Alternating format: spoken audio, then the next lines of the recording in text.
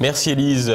Le mobilier national pillé par les élus de la nation, alors que l'administration socialiste est sur le départ, la commission de récolement des œuvres d'art de l'État a signalé la disparition de 23 000 € d'œuvres et mobilier. Des disparitions que l'État met étrangement plusieurs années à constater. Pierre Bergerot.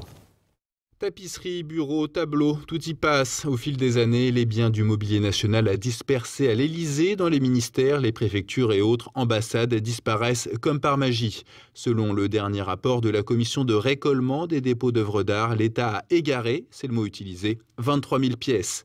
En 2014, la Cour des comptes avait constaté la perte de 32 œuvres et 625 meubles installés dans les résidences de la présidence de la République, à savoir l'Élysée ou la Lanterne, un pavillon de chasse situé à Versailles.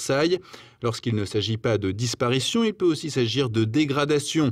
Lors du quinquennat de Nicolas Sarkozy, les chiens du couple présidentiel s'étaient fait les dents sur des éléments du salon d'argent.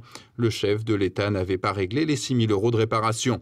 Plus récemment, la truculente Valérie Trierweiler, ancienne compagne de François Hollande, aurait piqué une crise de nerfs lorsqu'elle avait appris la liaison entre Julie Gaillet et le président. Le mobilier national aurait estimé la casse à 3 millions d'euros, dont des vases de la manufacture de Sèvres et des horloges. Plus étonnant encore, le ministère de l'Intérieur avait en 2014 repéré des objets de la manufacture de Sèvres en vente sur le site internet Le Bon Coin. Un attaché militaire avait en effet pris l'habitude d'offrir des assiettes à ses invités. Parmi les ministères, le Quai d'Orsay arrive en tête des mauvais élèves. Les ambassades qui lui sont rattachées sont les plus facilement dépouillables. Dans celle de Conakry en République de Guinée, 5 tapisseries de 2 à 6 mètres de large avaient disparu en 2006.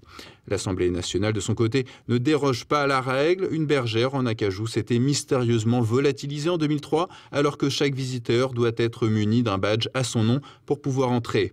De même pour les préfectures et sous-préfectures.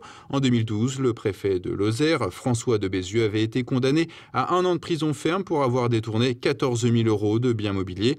En février 2016, l'ancien sous-préfet de Brioude, en Haute-Loire, Hugues Maleki, avait été incarcéré pour le vol d'un tableau estimé à plusieurs milliers d'euros.